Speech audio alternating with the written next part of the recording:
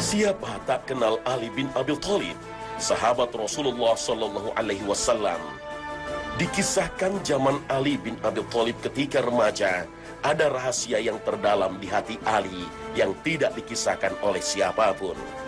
Fatimah, karib kecilnya yang juga putri kesayangan Rasulullah Sallallahu Alaihi Wasallam, adalah sepupunya yang sungguh mempesona di mata Ali. Kesantunannya, ibadahnya, kecantikan rupanya, Allah berikan semua pada diri Fatimah. Lihatlah ketika ayahnya pulang dengan luka bersimbah darah dan kepala dilumuri isi perut onta. Fatimah bersihkan dengan hati-hati. Ia seka dengan air penuh cinta. Ia bakar perca dan ditempelkan di luka agar darah berhenti mengalir. Sedangkan air matanya mengalir perlahan menangisi ujian yang ditanggung sang ayah. Muhammad bin Abdullah tidak layak diperlakukan demikian. Gadis ini bangkit dan keluar dengan gagah, berjalan menuju Ka'bah. Dilihatnya para pemuka Quraisy saling tertawa membanggakan tindakan mereka pada sang nabi yang mereka perlakukan seperti binatang. Dan Fatimah menghardik mereka dengan spontan, hingga mulut mereka terkunci, tertunduk atas pembelaan Fatimah. Mengagumkan. Ali bin Abi Thalib tak tahu apakah rasa yang muncul di hatinya itu disebut cinta atau kekagumannya atas perjuangan Fatimah pada ayahanda Rasulullah SAW. Yang pasti, hati Ali tersentak ketika mendengar kabar bahwa Fatimah telah dilamar oleh seorang lelaki yang paling dekat kedudukannya dengan Rasulullah. Seorang lelaki yang imannya tak sebanding dengan dunia dan seisinya. Seorang lelaki yang berjuang untuk Islam dan dijamin masuk surganya Allah Subhanahu wa Ta'ala. Abu Bakar As-Siddiq radhiyallahu anhu. Ali berpikir, dia bukanlah tandingan seorang Abu Bakar. Dakwahnya, infaknya, tebusannya terhadap Bilal, Ibnu Mas'ud, Khabbab bin Arad, dan keluarga Yasir cukup meretas kesadarannya bahwa dia hanyalah anak-anak yang belum pantas dibanggakan. Inilah persaudaraan dan cinta. Demikian Ali berkata, aku mengutamakan Abu Bakar atas diriku, dan aku mengutamakan kebahagiaan Fatimah atas cintaku. Namun, cinta sejatinya tidak pernah meminta untuk datang dan pergi. Cinta adalah keberanian dan pengorbanan, sesuatu yang akan mengejutkan apabila tak putus harap. Bahkan kemudian cinta terus melaju dalam keinginannya untuk menikahi Fatimah ketika mengetahui bahwa lamaran Abu Bakar ditolak oleh Rasulullah. Ya, lamaran sang lelaki mulia dan terdekat ini ditolak oleh Rasulullah. Namun belum selesai sampai di sini. Allah masih menguji kesungguhan Ali terhadap Fatimah. Setelah Abu Bakar mundur, datanglah lelaki lain yang hendak melamar Fatimah. Seorang lelaki yang terkenal dengan keberanian dan keperkasaannya. Seorang lelaki yang sejak keislamannya membuat kaum muslimin makin berani angkat muka. Seorang lelaki yang membuat musuh-musuh Allah dan para setan ketakutan. Dialah Umar bin Khattab. Lelaki yang sangat didoakan oleh Rasulullah agar dimuliakan Islam dengannya. Bahkan Ali pernah mendengar Rasulullah berkata, aku datang bersama Abu Bakar dan Umar. Aku keluar bersama Abu Bakar dan Umar. Aku masuk bersama Abu Bakar dan Umar.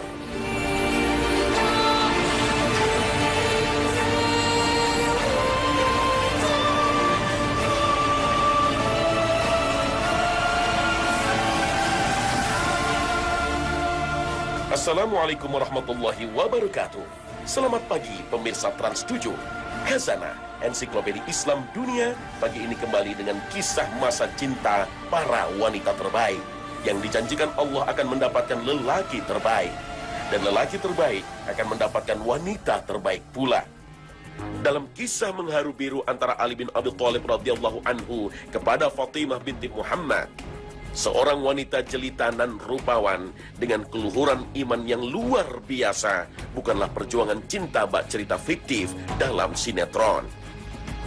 Cinta terpendam Ali bin Abi Thalib rupanya harus kembali dipendam jauh ketika mengetahui bahwa ada lelaki lain yang melamar Fatimah. lelaki yang mempunyai kedudukan tinggi dan terhormat di mata Rasulullah dan di mata kaum pemimpin Quraisy. Lihatlah betapa tinggi kedudukan Umar di sisi Rasulullah, ayahanda Fatimah.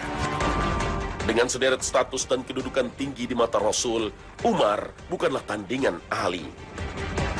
Kembali, Ali tertunduk pasrah. Mencintai bukan berarti harus memiliki. Cinta adalah pengorbanan akan rasa dan harapan. Namun bukan takdir namanya bila tak mampu membalikkan keadaan. Umar, sang lelaki yang juga dijanjikan surga itu, juga ditolak oleh Nabi untuk mempersunting Fatimah. Ali termangu dalam puncak kebimbangan. Menantu seperti apakah yang Rasulullah inginkan untuk sang putri jelita? Apakah Utsman? Ataukah Abdurrahman bin Auf yang kekuatan infaknya menggetarkan Yastrib? Atau Rasulullah menginginkan menantu dari kalangan Ansor untuk persaudaraan umat? Sa'ad bin Mu'azkah? Atau Sa'ad bin Ubadah? Ali beristighfar. Tidak sepatutnya dia melamun sampai mengganggu hatinya. Maka untuk menghapus seluruh keraguan, kenapa aku tidak mencobanya dahulu? Aku inginkan agamanya, bukan dirinya. Apa yang perlu aku ragukan sedangkan aku memilih sesuai syariat? Aku harus bertanggung jawab atas masa depan dan harapanku selagi tak ada kemaksiatan. Begitu Ali bin Abi Thalib berkata dalam dirinya. Ali pun menghadap sang Nabi. Dengan penuh keluh kesah yang menggetarkan, Ali menyampaikan hasrat hati untuk menikahi Fatimah. Dalam gambaran pikirannya, apakah akan senasib dengan Abu Bakar dan Umar? Karena secara ekonomi dia tidak menjanjikan apa-apa pada Fatimah, melainkan satu baju besinya. Tapi untuk meminta Fatimah menunggu 1, 2, 3 tahun lagi hingga ia siap merupakan hal kekanak-kanakan. Aku adalah lelaki sejati yang akan bertanggung jawab atas amanah.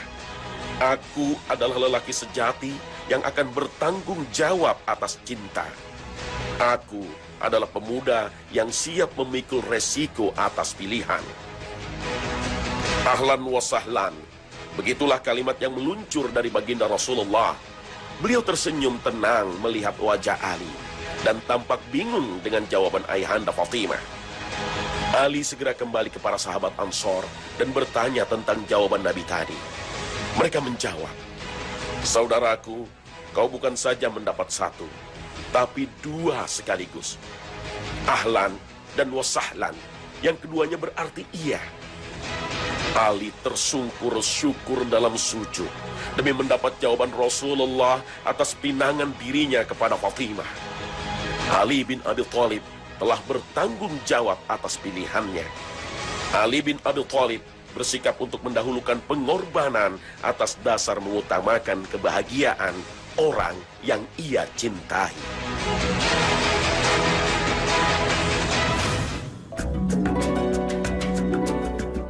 Perjuangan cinta Ali bin Abi Thalib seharusnya menjadi inspirasi bagi para pemuda dan orang tua masa kini, bahwa keluhuran akhlak dan keimanan kepada Allah dan Rasulullah jauh lebih berharga daripada harta kekayaan dunia yang dimiliki. Maka wahai orang tua, tirulah Rasulullah dalam memilih menantu. Carilah pemuda masa kini dalam diri Ali bin Abi Thalib. Pemuda masa kini yang taat pada agama, menjalankan sunnah Rasulullah secara benar, dan pemuda masa kini yang mencintai para sahabat Rasulullah tanpa syarat. Abu Bakar, Umar bin Al-Khattab, juga Uthman bin Affan. Ali bin Abi Thalib memang figur pemuda sederhana di kalangan kaum Quraisy. Ia adalah putra dari Abu Thalib, sekaligus cucu dari Abdul Muttalib. Garis keturunan Ali bin Abi Thalib adalah pemuka kaum Quraisy. Maka nasab ini akhirnya membawa beliau sebagai salah satu panglima perang yang hebat, mampu menjadi khalifah keempat, dan keturunan Ali bin Abi Thalib radhiyallahu anhu, yaitu Hasan dan Hussein, adalah para pemuda yang dijanjikan Rasulullah sebagai penghuni surga. para pemuda yang dicintai Rasulullah dan dicintai oleh seluruh sahabat Rasul selama hidup mereka.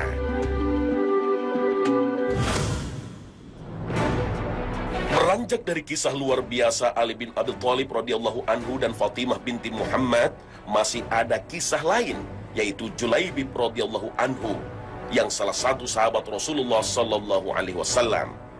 Beliau merupakan sahabat dari kalangan Ansor.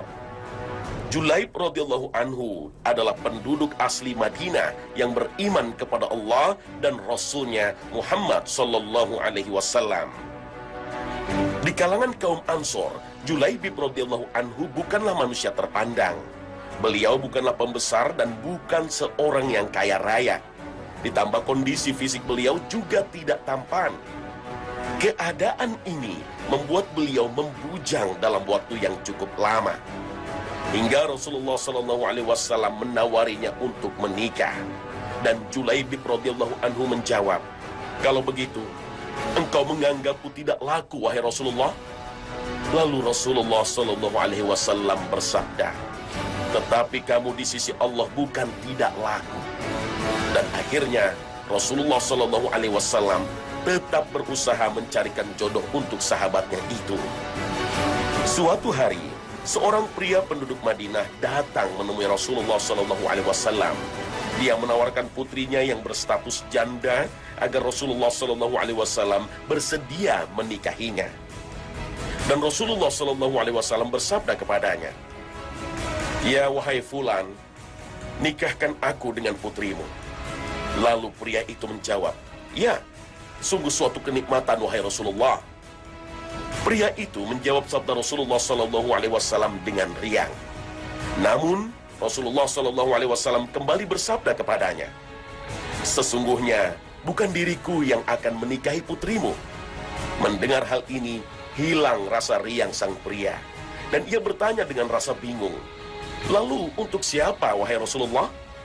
Dan Rasulullah SAW menjawabnya, "Aku akan menikahkan putrimu dengan sahabatku Julaibib."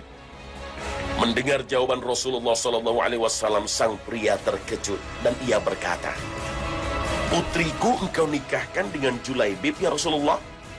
Izinkan aku berdiskusi dahulu dengan istriku wahai Rasulullah." Sang lelaki Ansor itu pulang dan berbicara kepada istrinya, "Wahai istriku, sesungguhnya Rasulullah SAW melamar putrimu." Mendengar perkataan sang suami, si istri langsung kegirangan. "Ya, itu adalah sebuah kenikmatan bagi keluarga kita. Putri kita akan menjadi istri Rasulullah." Kemudian sang lelaki kembali berbicara pada istrinya, "Istriku, sesungguhnya Rasulullah SAW tidak melamar putri kita untuk beliau." Dalam sekejap, aura bahagia lenyap dari istrinya, dan ia bertanya kepada suaminya, "Lalu Rasulullah SAW melamar putri kita untuk siapa?" Dan suaminya pun menjawab, "Rasulullah SAW melamar putri kita untuk sahabat beliau Julaibib radhiyallahu anhu."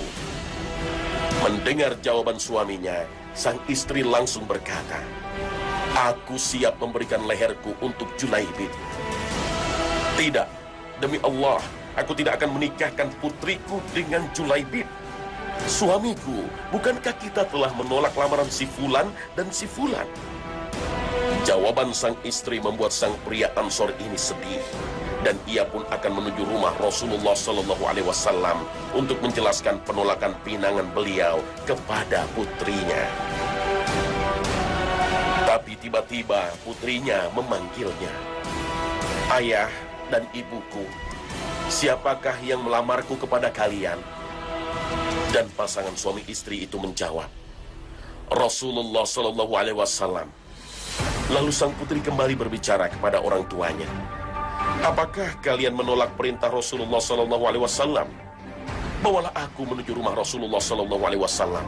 Sungguh beliau tidak akan menyia-nyiakan diriku." Mendengar perkataan putrinya, maka sang pria Ansor itu pergi menemui Rasulullah SAW, dan ia berkata kepada beliau, "Wahai Rasulullah SAW, terserah engkau. nikahkanlah putriku dengan sahabatmu Julaibib radhiyallahu anhu. Akhirnya Rasulullah Shallallahu Alaihi Wasallam menikahkan putri sang pria Ansor dengan Julaibib radhiyallahu anhu. Tidak lama setelah pernikahan Julaibib radhiyallahu anhu, kaum muslimin berangkat menuju medan pertempuran. Rasulullah Shallallahu Alaihi Wasallam berangkat berperang bersama para sahabatnya, termasuk Julaibib radhiyallahu anhu. Peperangan pun usai dan banyak kaum muslimin yang gugur dan menjadi mujahid.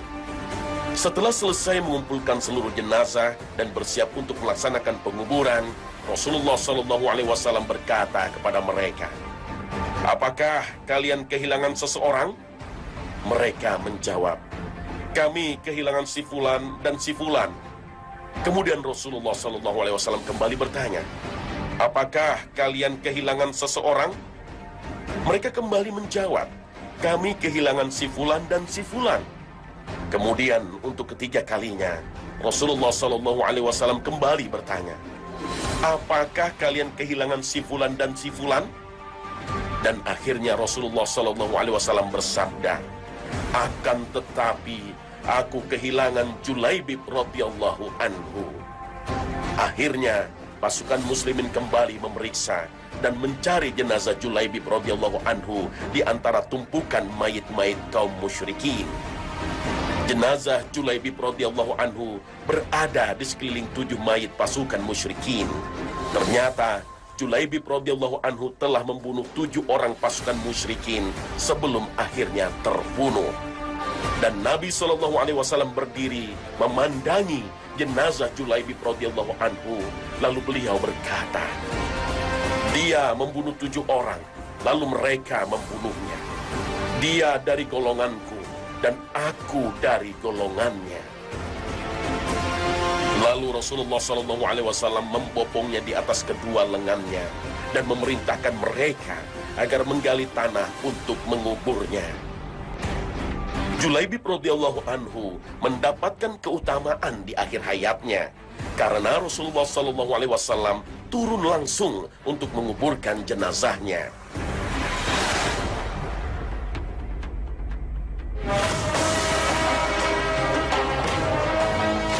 Pernikahan Julaibib radhiyallahu anhu sungguh mengajarkan pada kita tentang arti sahabat yang sesungguhnya. Bagaimana Rasulullah melihat kemuliaan seorang Julaibib bukan dari harta dan kedudukan, apalagi tampang yang semuanya tidak dimiliki oleh seorang Julaibib. Rasulullah SAW melihat Julaibib sebagai seorang sahabat akhirat yang memiliki ketinggian dan kemuliaan iman. Bukankah Rasulullah sudah mengingatkan kita tentang kriteria wanita shalihah? Dari Abu Hurairah radhiyallahu anhu, Rasulullah berkata, "Seorang perempuan dinikahi karena 4 perkara. Karena hartanya, karena kedudukannya, karena kecantikannya, dan karena agamanya. Pilihlah yang beragama, maka kau akan beruntung. Jika tidak karena agamanya, semoga engkau menjadi miskin." Itulah janji Rasulullah terhadap kaum pria yang ingin memilih wanita pendamping hidupnya. Seperti juga Julaibib, maka Rasulullah mencarikan wanita dengan ketinggian imannya. Inilah keindahan takdir Allah, keridhaan sang putri untuk menikah dengan Julaibib radhiyallahu anhu berlandaskan ketaatan kepada Rasulullah Shallallahu Alaihi Wasallam. Keimanannya meyakinkannya bahwa Rasulullah Shallallahu Alaihi Wasallam tak akan menjerumuskan hidupnya dengan cara menjodohkannya dengan pria yang rendah iman dan buruk akhlaknya. Rasulullah memberikan kita contoh terbaik untuk membantu sahabatnya tanpa melihat status dan harta, apalagi rupa. Siapakah sahabat yang dilamarkan oleh Rasulullah? Tidak semua sahabat. Tentunya Julaibib adalah sahabat yang sangat mulia. Begitulah arti sahabat yang mampu menghantarkan kita dalam ketakwaan. Dari Abu Hurairah radhiyallahu anhu, ada yang berkata kepada Rasulullah sallallahu alaihi wasallam, "Wahai Rasulullah, siapakah orang yang paling mulia?" Beliau menjawab, "Yang paling takwa di antara mereka." Ada lagi kisah salah satu sahabat lain dari Nabi Shallallahu Alaihi Wasallam adalah Abu Darda radhiyallahu anhu. Beliau mengasuh seorang anak perempuan yatim bernama Hujaimah binti al-Wasahabiyah. Anak perempuan ini berasal dari Wasat, salah satu kabilah di Himyar. Abu Darda mengasuh Hujaimah dengan cara mengajaknya ke masjid dan sholat di tengah-tengah shaf jamaah laki-laki. Saat sholat berjamaah, Hujaimah memakai bumus, yaitu sebuah pakaian yang memiliki penutup kepala. Abu Darda radhiyallahu anhu juga membawa Hujaimah ke kajian atau halaqah untuk mempelajari Al-Quran. Tapi setelah dewasa, Abu Darda radhiyallahu anhu mengarahkan Hujaimah untuk sholat di antara jamaah wanita. Selama tumbuh dalam asuhan Abu Darda radhiyallahu anhu, Hujaimah mendapatkan banyak ilmu agama. Dan pada akhirnya, Abu Darda radhiyallahu anhu meminang dan menikahi Hujaimah. Dan nama Hujaimah berganti menjadi Ummu Darda As-Sughra. Suatu hari, Abu Darda radhiyallahu anhu berkata kepada istrinya, "Bila kau marah, aku membuatmu ridho kembali. Karena itu bila aku marah, buatlah aku kembali ridho kepadamu. Kalau tidak, maka kita akan dengan cepat berpisah." Selama berumah tangga, Ummu Darda banyak mengambil pelajaran agama dari sang suami. Tapi menjelang Abu Darda wafat, Ummu Darda berkata kepada suaminya, "Dulu engkau pinang diriku pada keluargaku di dunia. Lalu mereka menikahkanku dengan dirimu. Sekarang kupinang engkau kepada dirimu untuk nanti di akhirat." Dan akhirnya Abu Darda radhiyallahu anhu berkata kepada Ummu Darda, "Kalau begitu, jangan engkau menikah lagi setelah aku meninggal dunia." Ummu Darda benar-benar memenuhi permintaan Abu Darda radhiyallahu anhu. Setelah meninggalnya Abu Darda, Muawiyah bin Abu Sufyan radhiyallahu anhu datang menyampaikan pinangan. Saat itu, Ummu Darda masih muda dan dikenal kecantikannya. Ummu Darda menolak. Ia berkata, "Tidak, aku tidak akan menikah lagi dengan seorang pun di dunia sampai aku menikah dengan Abu Darda di dalam surga." Kisah cinta antara Abu Darda radhiyallahu anhu dengan Hujaimah adalah sebuah refleksi keabadian cinta dunia hingga akhirat. Rumah tangga Abu Darda radhiyallahu anhu tidak hanya menjadi sebuah keluarga yang sakinah, mawaddah, dan warahmah. Keluarga beliau adalah contoh keluarga dakwah. Hujaimah yang berkesempatan menimba ilmu dari salah satu sahabat Nabi Shallallahu Alaihi Wasallam tidak menyia-nyiakan kesempatan untuk berguru dan belajar. Sehingga sepeninggal sang suami, Hujaimah melanjutkan dakwah suaminya dengan cara mengajarkan ilmu-ilmu agama.